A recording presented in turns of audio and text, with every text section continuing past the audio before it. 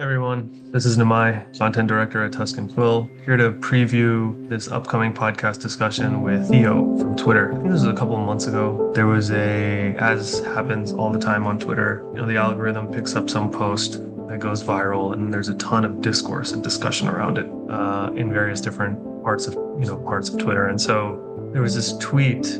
I'm forgetting the exact context, but essentially it was about a bright, young, talented person who had essentially decided to stay in I think, a Buddhist monastery and basically become a monk and devote their life to that kind of spiritual pursuit, sort of leave society and kind of take that path. And there was a whole discourse around, is this an appropriate thing? Somebody who's young and talented and, has potential, is this really sort of the best thing that they can do with their life? Do they owe something to society? Or the kind of more libertarian sort of thought process of like, everybody can do what they want to do. It's his life, there were all kinds of ideas being floated around it. Anyway, it was around that time that this guy, Theo, he goes by Theo on Twitter. He's an anonymous Twitter user from India. He posted his take on this whole discourse and about the sort of monastic path and, taking this kind of path in life.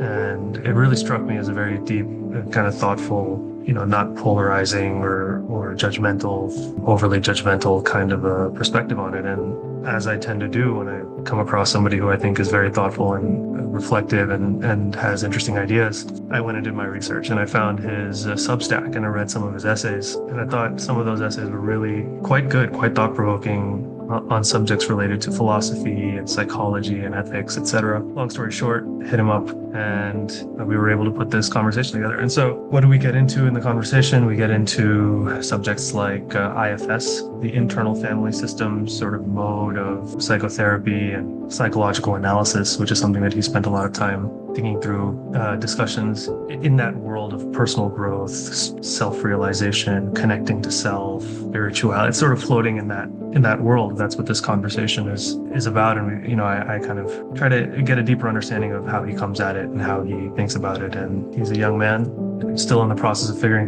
these things out for himself. And so we were able to go back and forth and riff a little bit.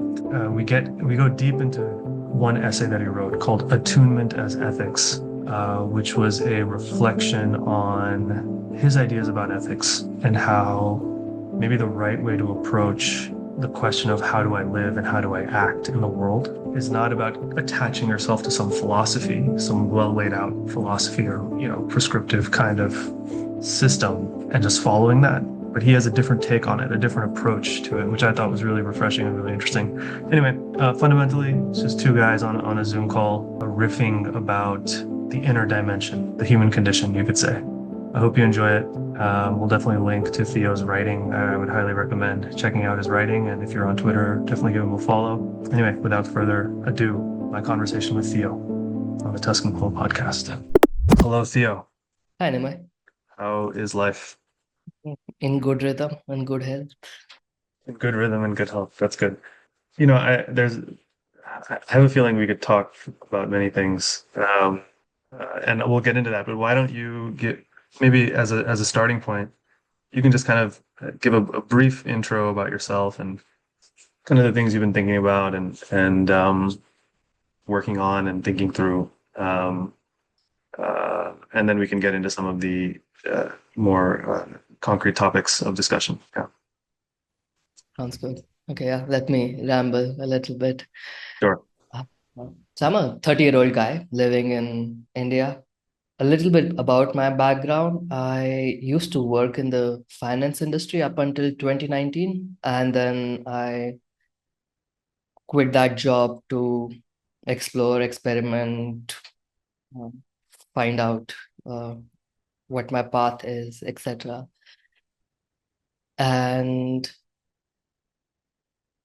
initially, I went into the world of marketing, and while I was reading up stuff to get skilled in that domain, I was reading up a lot on human psychology, and around the same time, I also started experimenting with psychedelics.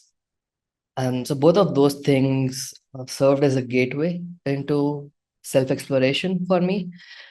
And I also found myself in a corner of Twitter where a lot of other kind, intelligent nerds were nerding out on self-exploration. And so somewhere around COVID, that whole thing unraveled for me. And I was also simultaneously trying to resolve some of my emotional hangups. And so a lot of um, conditions came together for me to spend a lot of time reading and feeling and exploring things around self exploration, my mind, other people's minds. And I also discovered certain modalities, one of them being internal family systems. This therapeutic modality that talks about how we are not a single cohesive self, but more like a dynamic amalgam of many parts. Uh, at the core of it was the idea of the multiplicity of the mind, and that opened up a lot for me. I started playing with my imagination and perceptions to yeah, explore the richness that's within all of us, and started helping people around me to do that, and also people on Twitter, and that took a life of its own. And I started guiding IFS sessions for people on Twitter. People kept sending other people my way and talking about their experiences and encouraging me to do more of it. That was 2022. And so since then, 3 years, so that became my main thing. And I have no formal training in this area. But over the last 3 years, I ended up spending about 2,000 odd hours holding space for people, helping them explore their inner worlds. And this is what I spend most of my time exploring and nerding out on. There's just so much richness to it. I also feel that there are people out there that are really exploring the edges in this area, uh, exploring what human flourishment at its peak could look like, and that's very exciting for me, both personally because I want to experience that kind of flourishment for myself, but also because I get to somehow enable that a little bit for other people.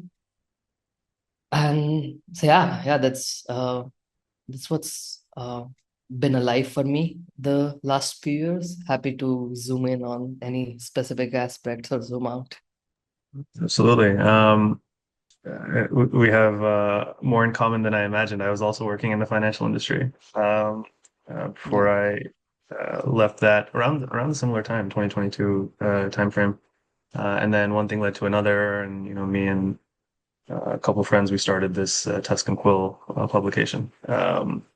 So also in some ways, perhaps it could be described as a search for aliveness in our own way. Curious about IFS. What is it, and how does one how do you practice it? How does one practically what is the core insight of it? I mean, it stands for internal family systems, is my understanding. And what is the core insight there, and how do you actually use that insight to help yourself flourish, as you were mentioning? I think one place to start is how the language we use to describe our experience often has this multiplicity of the mind reflected, where we talk about inner conflicts, or we talk about how a part of us wants this, but another part is pulling us in a different direction.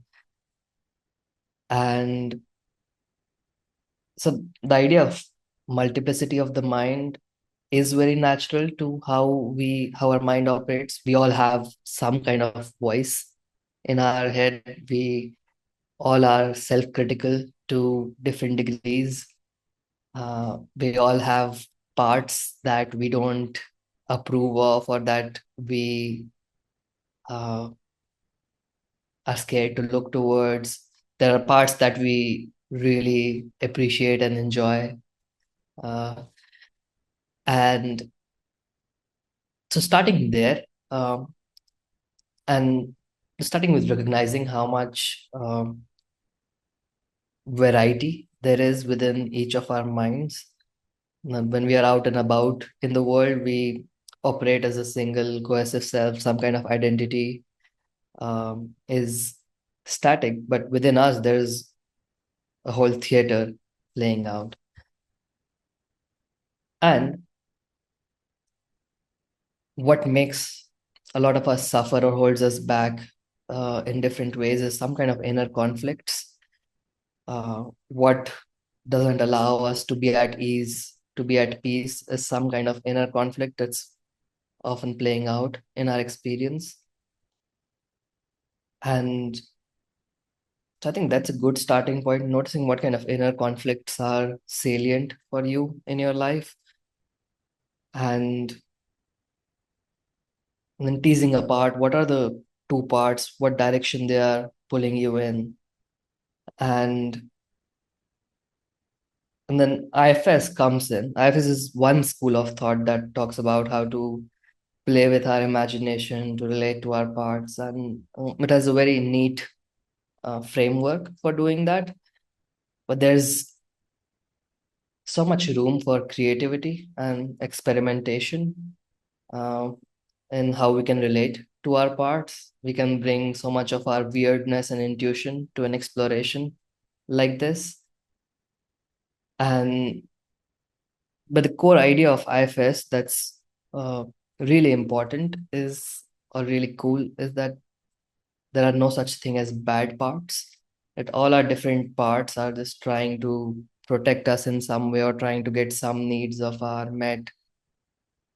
And if we can attend to our experience with curiosity, with compassion, if we can build trust with some of these parts, a lot opens up. A lot of the things that weigh us down, that make us suffer, that hurt us, or bring agony for us, when we attend to our experience with this kind of stance that there's nothing wrong with us, there's just parts of us that are trying to speak something to us, that are in pain and need some kind of safety or help or love. Yeah, there's some kind of dropping of fight that happens that a lot of us are constantly in.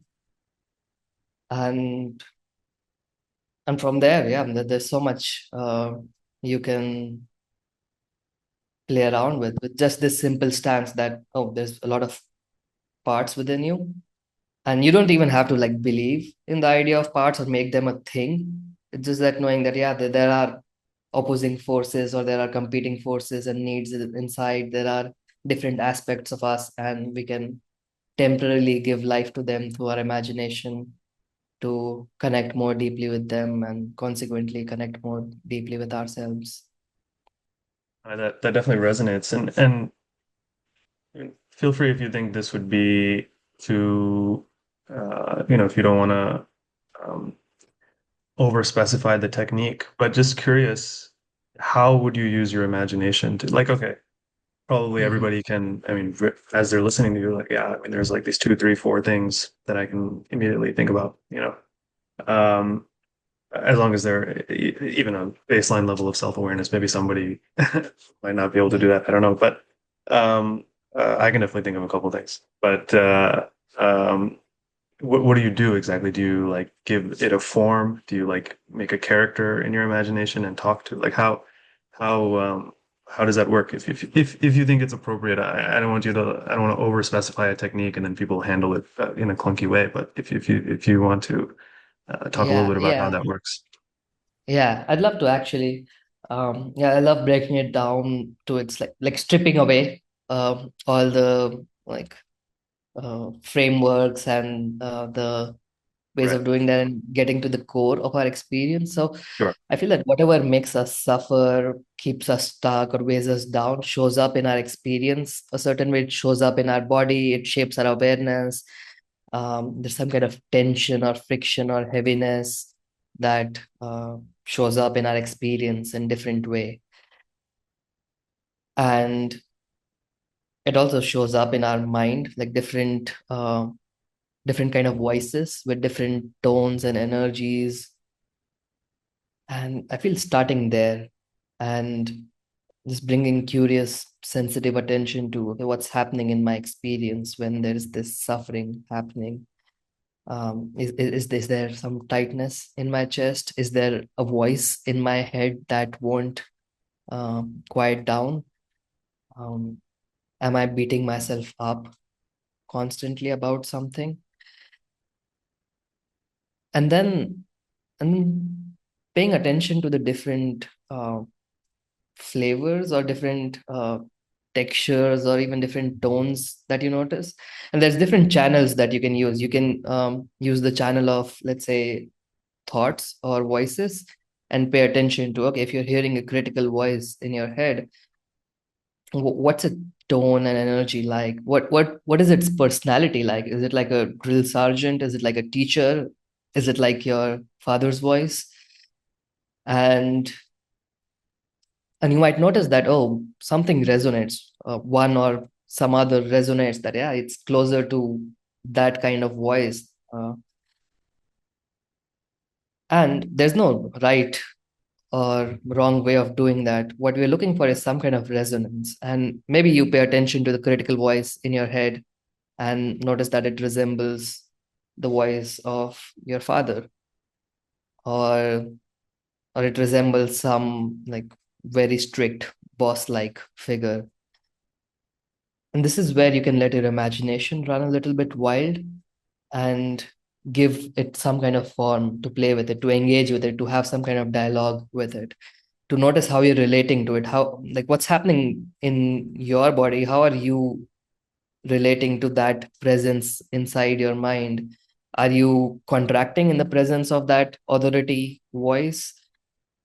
I know if you're contracting, like, you can imagine the contraction itself. Maybe you notice there's some kind of contraction in your chest when you're paying attention to that critical voice.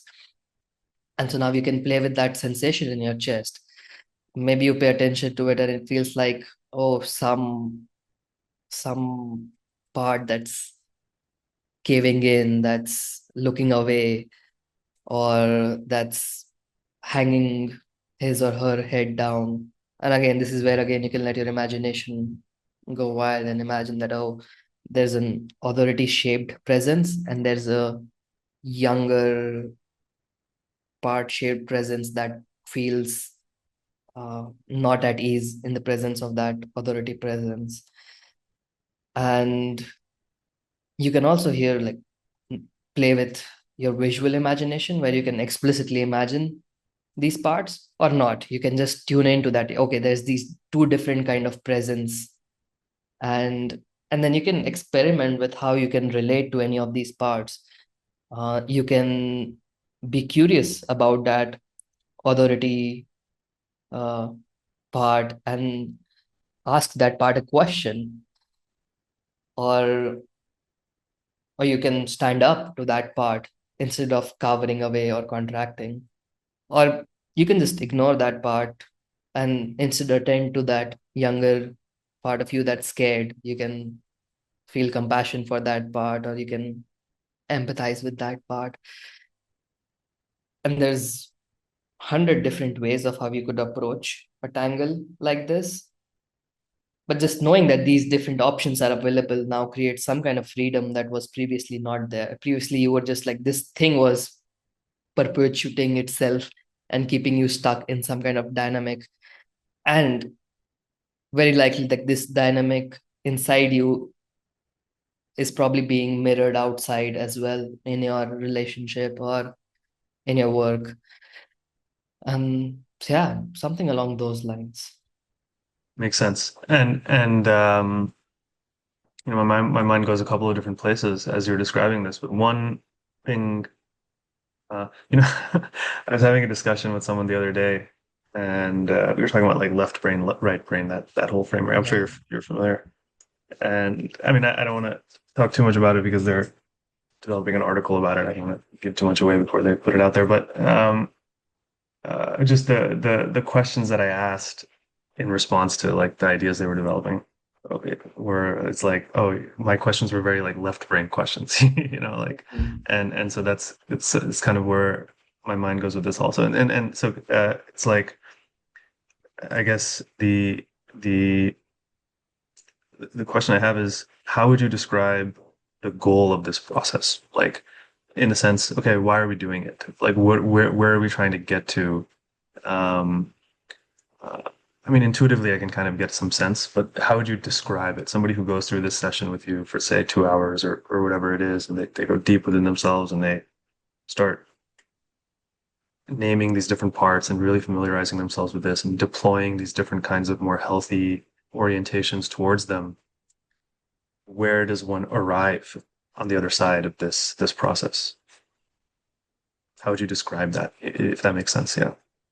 Yeah, that's a very fun question to think about because there can be so many different North Stars and different vectors. And also, some of these converge in similar directions. And a simple abstraction that I like is just moving towards more connection with yourself and then consequently with the people around you and then with life itself. A lot of what is inhibiting connection in our lives is these fight fights that we have going on within ourselves that's disconnecting us from ourselves. And there's a possibility to orient towards our experience with curiosity, with care, um, with a sense of adventure almost, and that can like bring more connection and then more aliveness, and a lot of good things are downstream of having more connection in our life. And a lot of things that we are trying to solve for ourselves are problems of disconnection in some way or can be framed in that way. So that's one way to think about it. And then there's also this thing where there's no ceiling on how deep we can connect with ourselves or with others. There's just like infinite potential for depth. That's what makes life so fun. And also, if there was some kind of finality, um, that would yeah, that would be boring in some sense. Also, like wouldn't feel true. And yet I believe there is some value in orienting towards some kind of perfection without making it a thing. And this is where loaded terms like awakening or enlightenment come in, which means so many different things to so many different people. But yeah, it makes me personally very excited to think about, okay, what's the most ambitious reference points we can seek out, and how can some of these ways of engaging with our mind can uh, serve that. And yeah, this is what comes up. How would you Not sure how would how you how would you define enlightenment? How do you think about that? yeah, honestly, I don't know. Like it's Yeah. something that I spend a lot of time thinking about, Mm. just because it's the more ambitious or aspirational reference points we can seek out, uh, like it allows us to be more sensitive to the ways in which we are uh, disconnected from ourselves, or the ways in which we are hurting ourselves and others, the ways in which we are deluding ourselves. And so it's, I think, even without defining enlightenment necessarily, just knowing that if whatever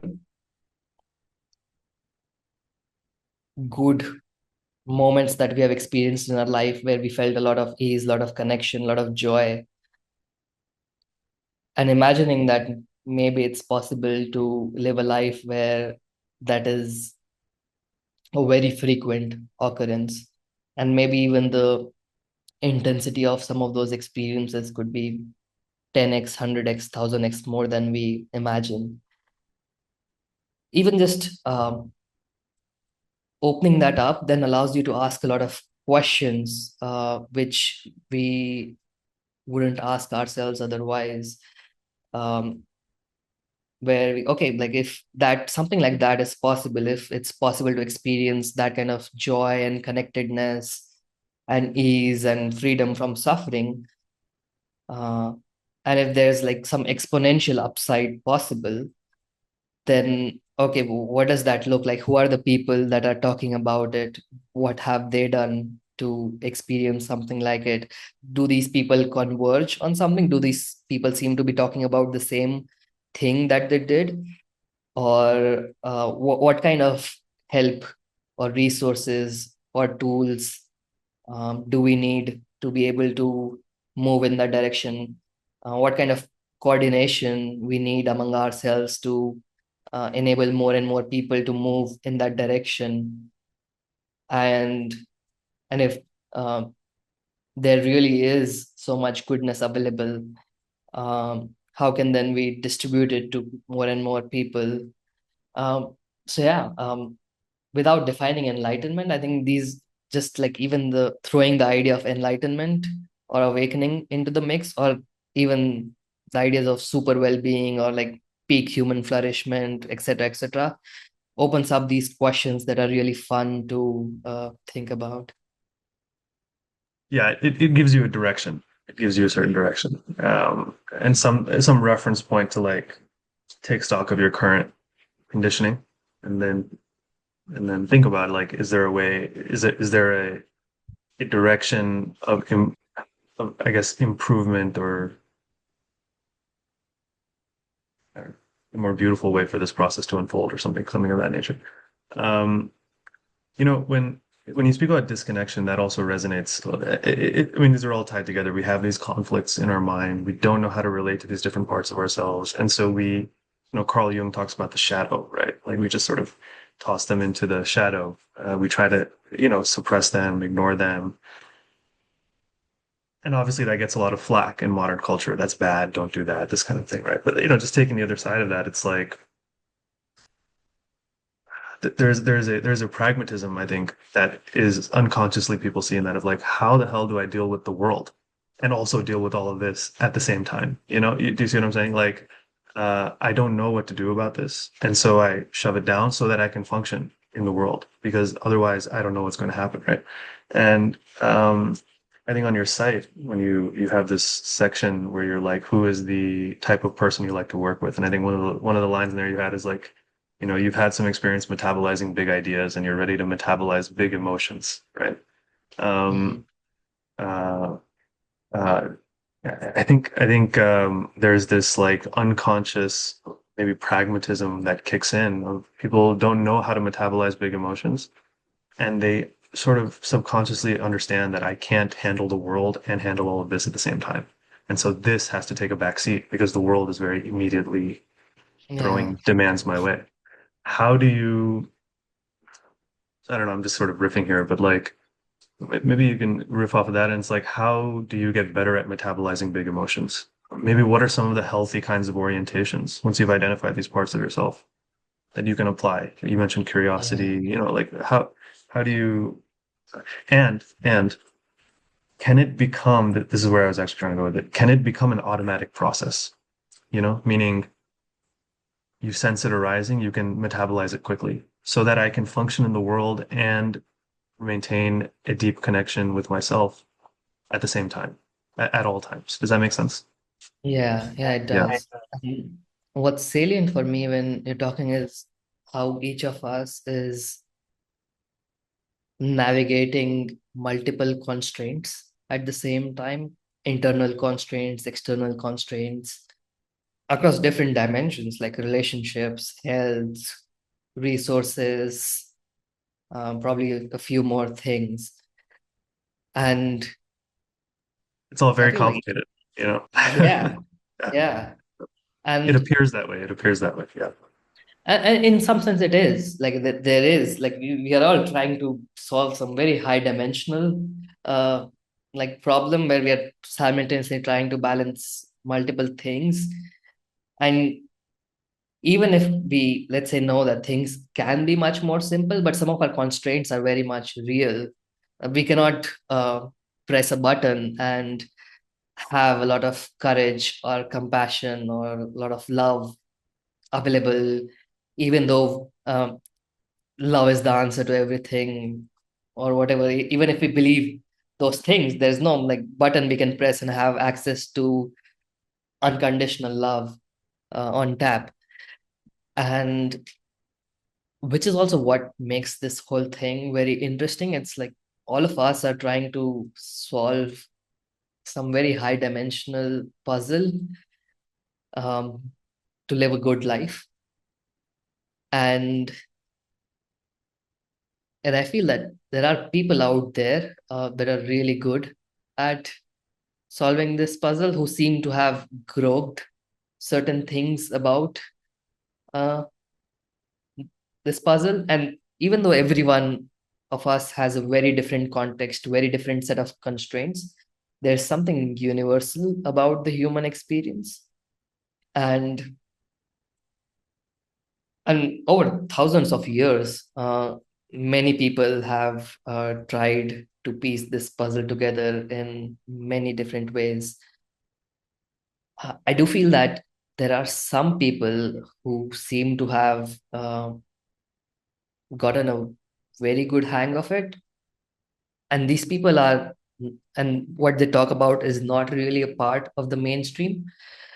Um, and that's why I also feel that a lot of the mainstream conventional mental health care and tools for help are mediocre, to say the least. They are not good at helping people, and they're also not delivering any kind of peak or outlier results for anyone.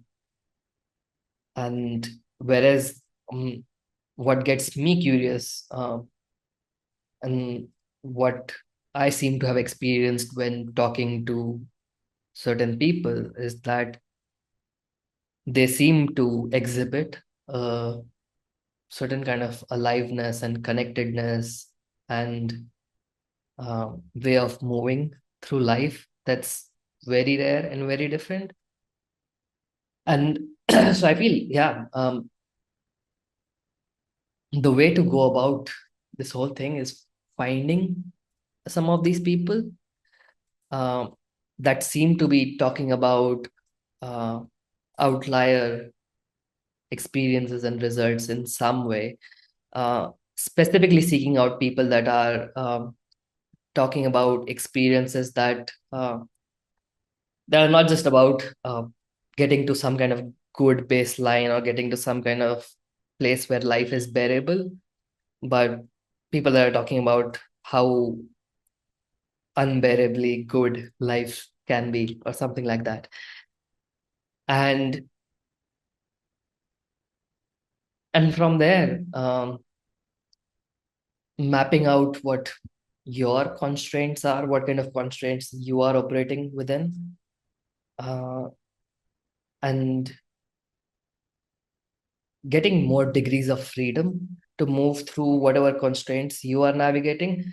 So that's a good place to start. And this also connects back to what I was saying, where even something like IFS, even just taking on that lens gives you some kind of freedom that you did not have before, even if your circumstances stay exactly the same.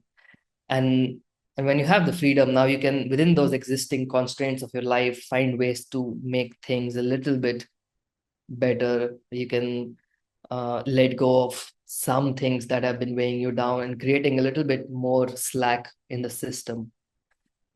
And from there, there's a possibility of creating a virtuous feedback loop where the more you show up for your parts, the more degrees of freedom you get, the more you're able to have some kind of agency within yourself when attending to your experience, the more trust you are able to build with yourself, the more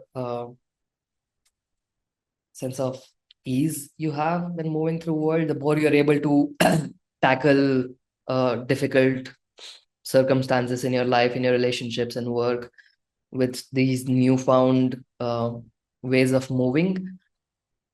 And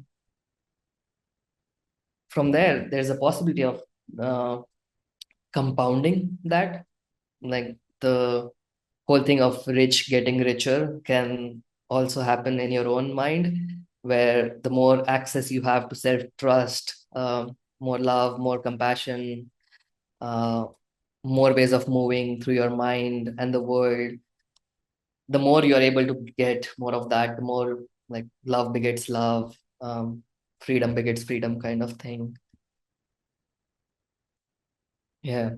Yeah, that's Yeah, what.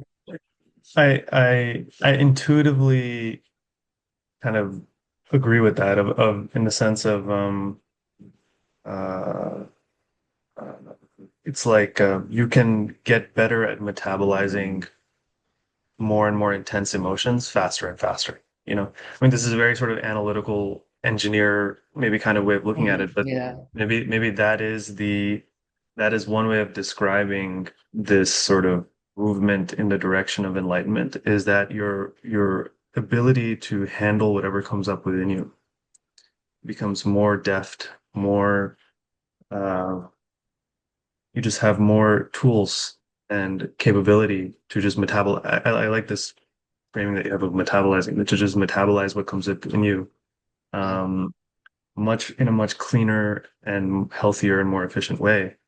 So it doesn't fester as a kind of inner pollution. But in the yeah, beginning, you might need to like take some time uh, away from everything and to just process and metabolize, to practice. One text I'm very fascinated with is like is the Yoga Sutras. Maybe you've heard of it.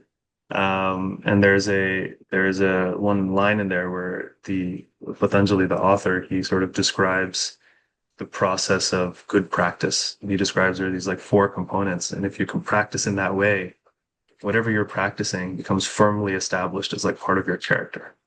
And and it's like if you practice whatever it is, like IFS or whatever it is, you just start being able to do it much. You gain more facility with the tool, and now your ability to handle life takes on a new dimension. It's like more evolved. yeah, Um, but in the beginning, you might need to like separate yourself from everything and really sort of go dive in and figure that stuff out. So that's very yeah. interesting. Yeah. So, yeah, I feel if you have the resources and space to be able to separate yourself from everything, there's nothing quite like it. There's nothing quite like it because then it allows for some kind of radical shifts to happen that would otherwise not happen if you also have to navigate outside world.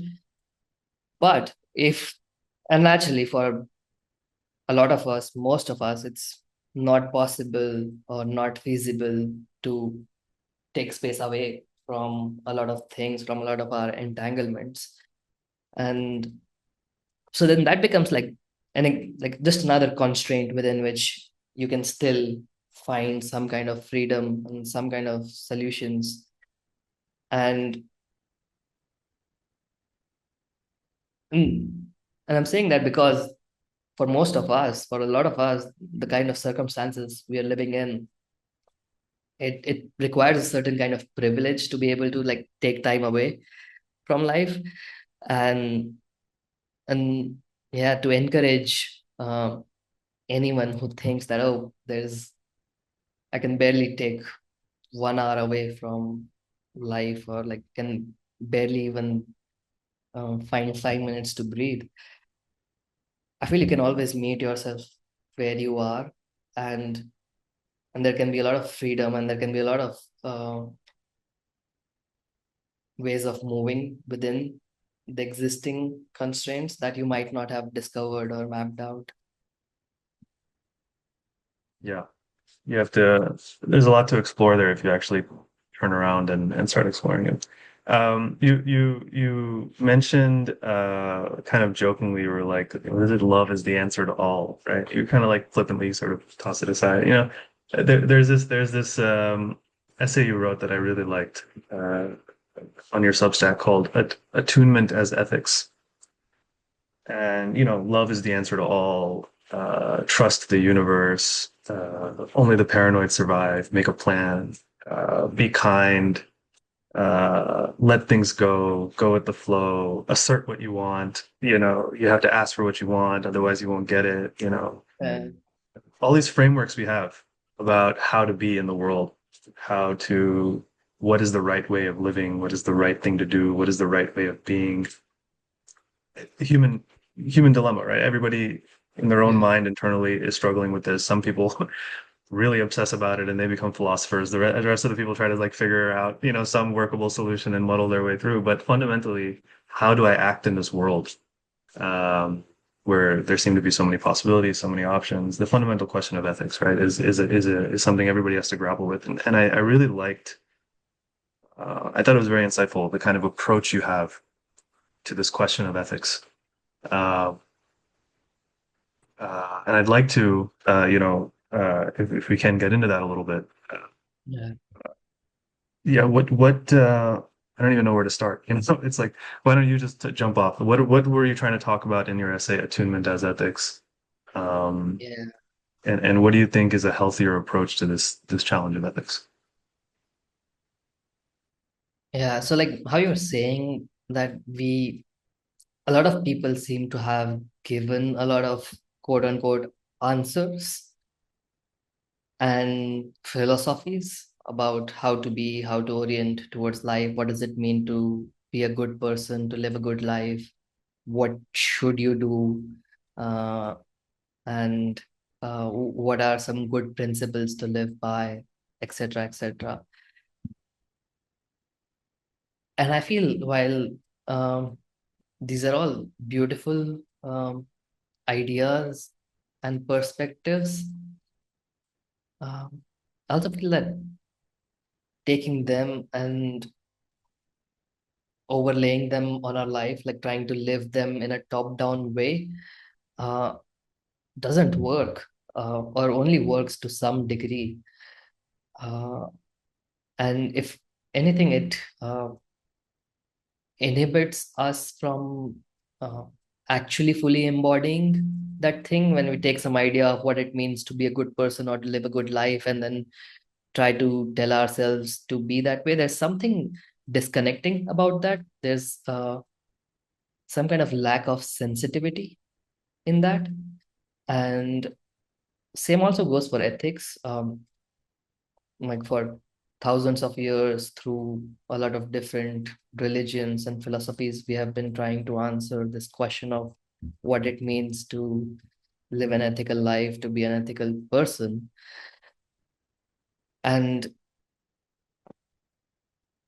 I feel that all of these different philosophies first make certain assumptions about uh, how life is, what matters for whom, and what's good, what's bad, or what's the nature of life and universe. Like they make some assumptions and sometimes unfalsifiable assumptions, and then They're the derive most some, convenient.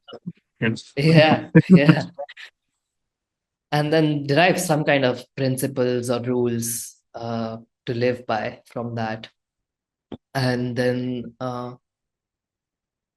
impose it on other people. It leads to some kind of social order, and it's super helpful to have some kind of heuristics, principles to help orient ourselves. And they can also be like very useful scaffoldings uh, and lenses to learn to navigate life.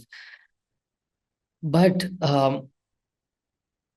it disconnects us from our own context and lived experience. And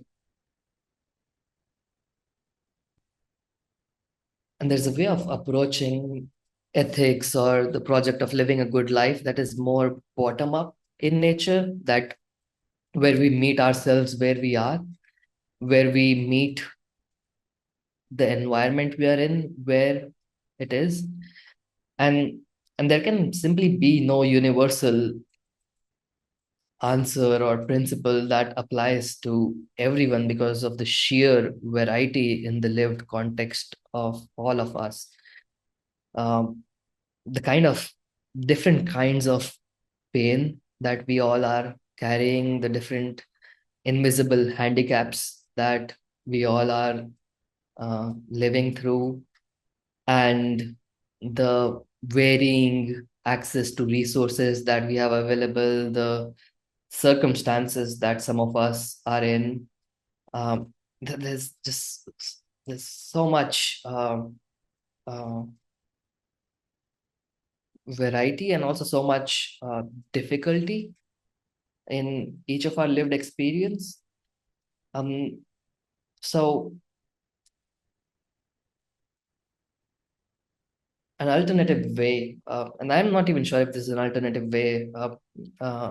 One way to orient towards life is being more sensitive to our context and other people's context, just being more sensitive in general, more attuned to where we are, what the situation is asking of us, and that there can be, and there's no right answer, like it's one big dance, and there will be missteps, but we can stay in the dance, we can learn to dance more gracefully, and and when we are not uh, trying to think how to dance, when we are not um listening to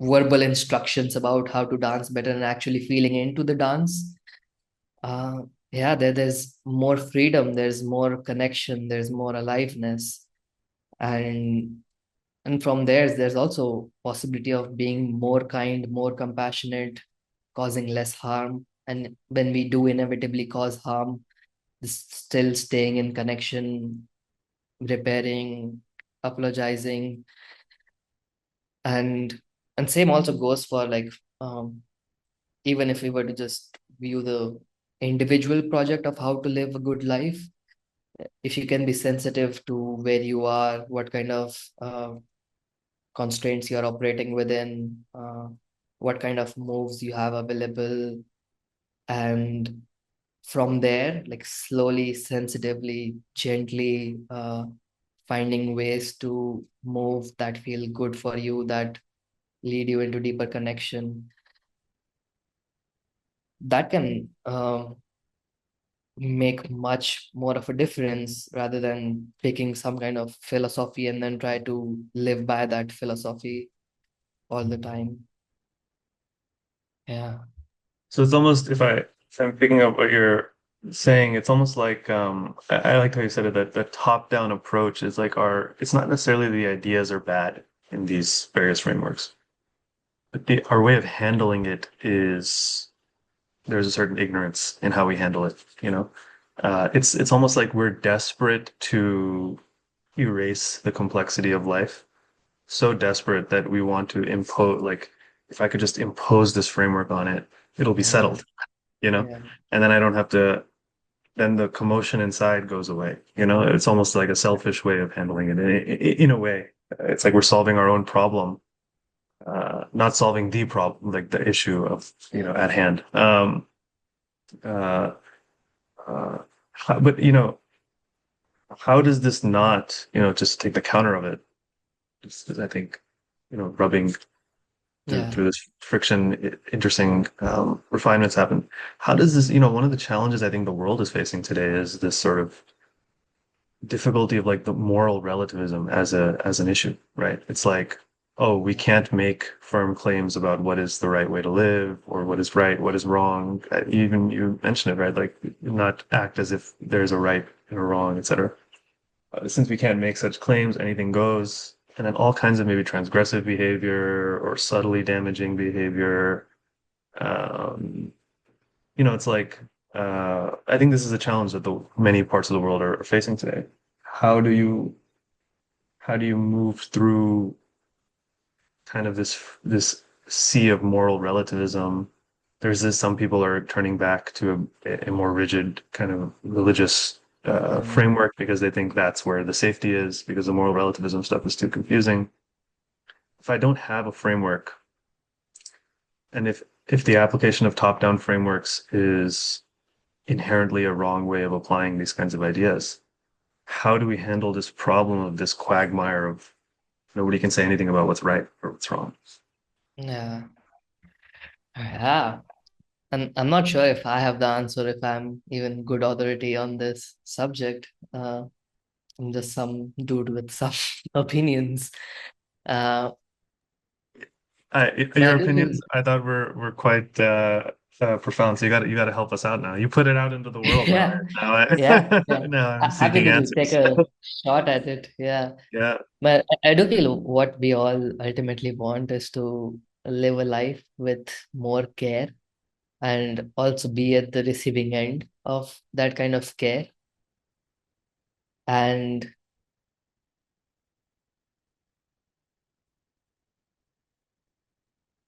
it sucks that there is no universal or right way to make this happen. That there's no approach that seems to guarantee or promise more care, even if there are some approaches that do give some kind of safety or guardrails. And when I think about, okay, how can uh, starting with first, just as an individual, how can I become an individual that shows up with more care?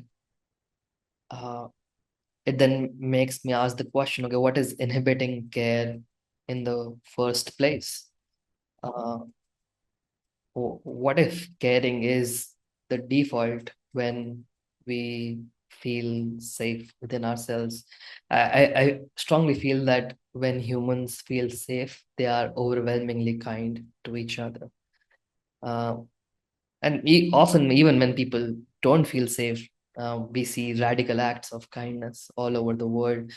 So I feel that there's something about uh, the intrinsic uh, kindness or goodness that is within all of us. Uh, and I feel any approach that is oriented towards that uh, feels very promising for me versus approaches that are oriented towards like, oh, there's something bad and evil within certain people, and that needs to be quashed or restrained or killed. And not to downplay the evil in our world right now, like evil is a thing, and there's some really evil things that happen in our world, really scary, really dark stuff. And yet, and that's why in the face of that evil, taking some kind of courageous stance that uh, orients to through and towards the intrinsic goodness of humans uh, seems like the way to go. Because when you ask the question that, okay, if we are inherently good and kind when we feel safe and we are caring, then what is inhibiting that? And then if we look at our individual experience, the moments when we feel we are caring and kind and compassionate, in the moments we are not that, what's the difference? What's happening? Uh, what's playing out in our experience? What's the state of our nervous system in those moments? And thinking about the whole thing at the system of like at the level of nervous system is very interesting because it seems that a well-regulated nervous system that is at ease is naturally kind. It naturally orients towards connection, naturally orient towards helping because helping feels good, caring because the caring feels good. And even out of selfish interest, we would do those things because they just feel good. And And that's why, and that's where then we go into the question of, okay, how can we create conditions uh, first within ourselves and then slowly at a broader level where we feel more at ease, where we feel more connected, where we feel fundamentally okay as just a given, like where we feel some kind of deep okayness, from which a regulated nervous system that's non-reactive, not resorting to violence as the first option, that's not in a fight or flight mode where any perceived threat is met with some kind of defensive or offensive reaction. Uh, and even then, even if that is the way to go, it's still a very complex uh, thing to solve because there's like, uh, again, thousands of constraints. Like what's making people's nervous system dysregulated has like so many causes. Like there's like culture and biology and um, yeah, like our history and so much. But yeah, taking this lens of like, yeah, intrinsic goodness, moving towards more care, more regulated nervous systems where we feel more safe, more fundamentally okay. And then, yeah, asking the questions of, okay, how can we scale this? How can we enable this for more and more people? Might be the way to go. Yeah, I think you said that very well, and it really shone through in the essay as well of this idea that when a human being feels fundamentally safe, people talk about it in various ways. Maybe when the system, when the nervous system is cleared of of whatever traumas, layers of traumas it has. You can talk about it in different ways, but Yeah, intuitively, you can there's like a clear, maybe like regulated nervous system, as you said, like an intelligently, dynamically, but healthily regulated nervous system. What does that system naturally orient to? What kinds of behaviors does that system naturally orient to? And then grounding our ideas of ethics in that rather than, like you were saying, some transcendent framework that builds off of some metaphysical assumptions and things of that nature. yeah, Could be a different way of just of thinking about ethics. And you have some, I thought that was really interesting. And you have some passages in there. I just want to read them because I thought they were really nice. So you're gonna have to bear listening to your own words for a second. Um, I thought this section was really nice. Ethical conflicts are not single points. They're unfolding processes. There's before, there's during, there's after, and dot dot dot. I can hurt someone and come back differently, more sensitive than before. I can cause harm and then listen, learn, apologize from the heart. I am not trying to get it right once and be done. I want to stay in the dance, to keep attuning, adjusting, responding, and growing. There's an alive, shifting pulse, tightening when something matters, loosening when grace is needed, listening when words don't help, pausing when action would be reactivity, moving when waiting would be cowardice. Right. And so I really like that list is helpful for a left brain person like me. It's tightening when something matters, but then losing when grace is needed, right? Listening yeah, when words don't help, pausing when action would be reactivity, but then moving when waiting would be cowardice, right? And the same action in different contexts is actually a different action. If you yeah, trace it back to its root intentions and what it really is actually different, even though outwardly it appears the same.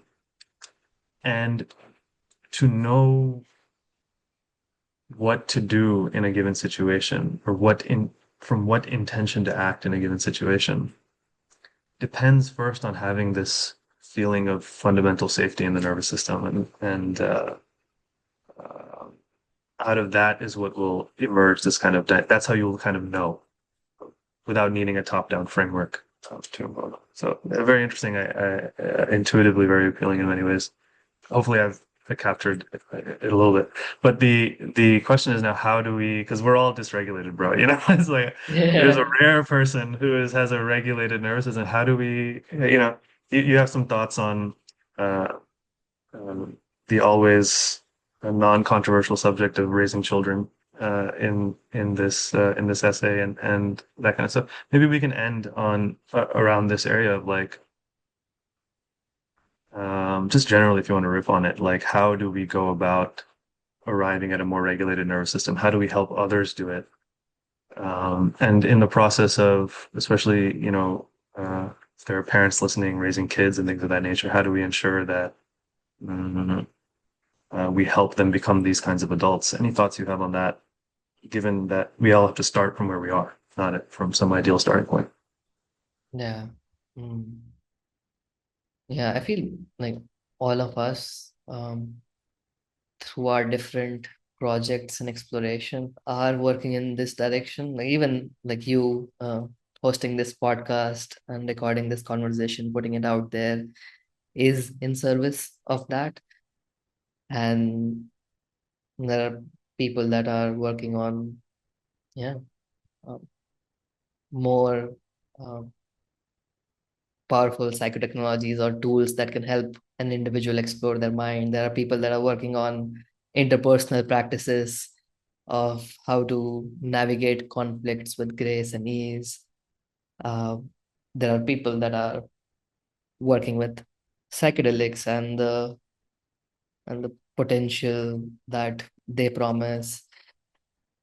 And I feel each of us, through our unique lived experience, holds unique pieces of this puzzle.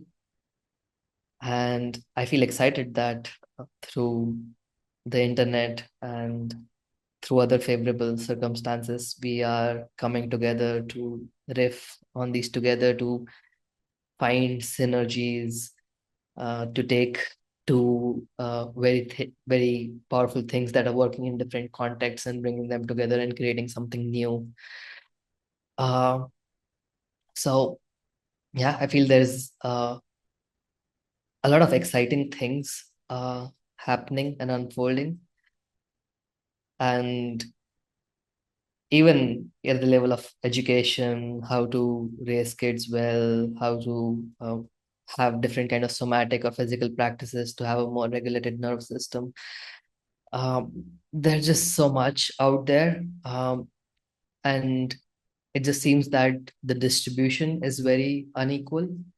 It seems that some people have somehow found these practices or found people that transmit these practices. And uh, yeah, so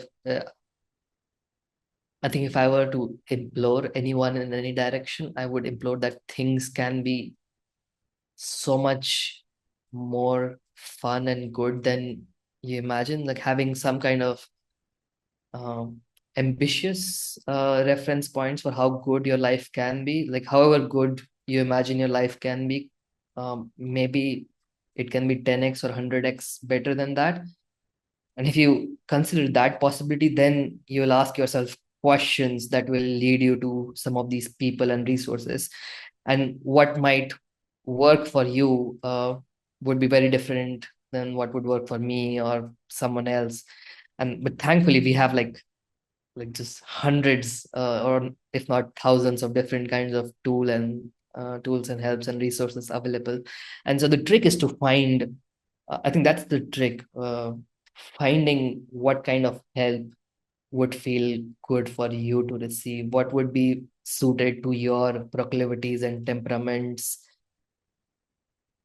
And I feel no matter where you are, there are probably people around you or not very far away from you that are having these conversations and seeking out those people and having these conversations and asking these questions of how can you move towards more well-being, more connection, uh, will inevitably lead you towards some of these practices. So it will only happen through like conversation. So asking these questions uh, like in your friend circle or 1 degree of freedom away, there's probably someone that seems to have figured certain things out, seems to be more in touch with themselves, seems to be more alive. And maybe that person can lead you to some of the tools and help and resources that might be very good for you.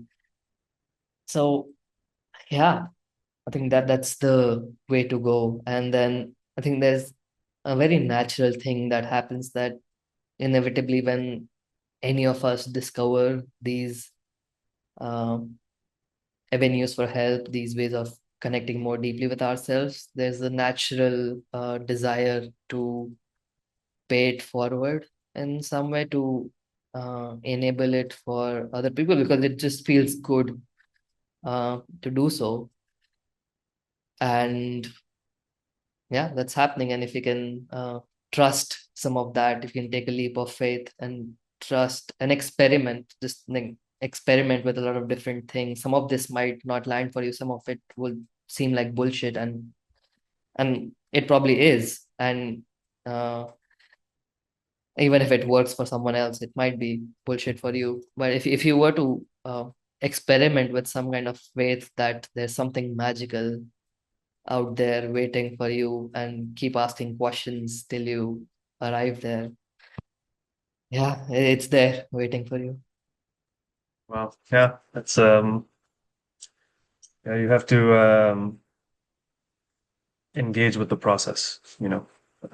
And I think this idea of finding what works for you and finding people who you sense have some insight that maybe could be helpful for you, and then having the humility to ask them, you know.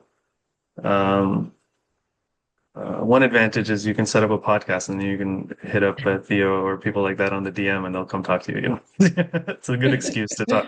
Yeah, I found it's a great excuse to find very interesting people to talk to, and so that's been one of the privileges that this project has given me. But um, uh, yeah, I don't want to keep asking questions, but to find what works for you. You know, I feel like today there's just such an inundation of information that it's like I mean, I've had this experience every week. You find a new idea that's like, oh, this is the thing that's gonna like unlock something, you know, and then but you don't put it into practice because by next week you got a new idea. Yeah, So, yeah. uh, any thoughts on this? Like, how do you, I mean, the world is awash in wonderful ideas and things, and um, how do you balance that? Like, okay, this that I've identified like this is something that really fits for me, and then I don't even know if this is a question that needs to be answered. It's just like do it, right? But how do you know what really works for you? And how much should you test it before you look elsewhere? Like this optionality versus commitment kind of a question. Do you have any thoughts on that? That'll be the last question. Well, Yeah. yeah, first, yeah, thank you for asking these questions. It feels good to like riff on some of these things, and in the process, I'm discovering some answers for myself as well. So yeah, thank you. And I feel that rather than focusing on the technique or the tool, I think focusing on the relational aspect of it is more important. Uh, so it's not about the tool, it's about what kind of relationship uh, are you able to build or explore with someone through that tool, or uh, so even something like IFS, in absence of any kind of relationship where you are getting to explore that, just as a conceptual thing in your head can only take you so far. And anyone, some much more inferior tool than IFS, let's say, let's pick some therapeutic technique like CBT, which I feel is very mediocre. But if you're engaging with that technique in relationship with some individual that is there with you, that's present, that's seeing you, engaging with you, I think that's where the magic is. And so I would say, like, rather than finding resonance with some resource or tool or idea or book, look for what what kind of people seem to inspire you, that seem to have something that you want, that feel are embodying certain qualities that you know are within you? And maybe just seek out conversations with those people to start with. You don't have to hire those people or pay them to teach you something or ask them for help. Even just conversation, exchanging energies, being in some kind of relationship with them. I think that's where the real magic is. And if you find someone that you feel some kind of connection with, that you feel like, oh, there's some kind of transmission that's happening, that happens through a relationship like that. And so then it doesn't matter what tool it is. Like it could be yoga or breath work or IFS or just conversation. Uh, it's uh, if you spend enough time in that relationship, or if you keep looking for these relationships, building relationships, spending time in those relationships or spaces. Like it could be spaces, it could be an improv class. Like an improv class can radically transform your life in 6 months, just by spending time with a bunch of spontaneous people that are having fun with each other. That could be so much more powerful than maybe 2 years of therapy, even. So, yeah, I think fun can also be a great North Star. A lot of us are not having enough fun in our lives, and when there's fun missing, any tool or technique can be boring and you won't stick with it. Yeah, seek out what's fun and exciting for you, and what kind of people specifically are fun and exciting for you, and hang out with them, and the magic will happen through that. Excellent. I think that's a great place to end. If you have any, unless you have any final thoughts, that have more fun, everyone. That's not to reify what you're Yeah, saying, but yeah, just have I'm fun good. all the time and take nothing seriously. No, I'm just kidding. Uh, I don't know, any final words? If not, that's totally fine. Or if you want to tell people where they can find you and if they're interested in more of your ideas and your work, etc. I'm now Theo on Twitter, where I occasionally tweet, share my Substack posts, etc. My website is untanglingself.com, where I talk about my practice. Yeah, check out the website, see if anything resonates there, see if it seems fun, and reach out if it does, and maybe we can have some fun explorations together. And yeah, that's it. Thank you for giving me the space to ramble and riff on a lot of interesting questions. No, no, this is fun. I hopefully we can do it again sometime, maybe on some other essay. But I enjoyed this and I appreciate your perspective. Thank you for your time. I know it's probably late in India now, so I appreciate you hanging in there. So thank you. Thank you.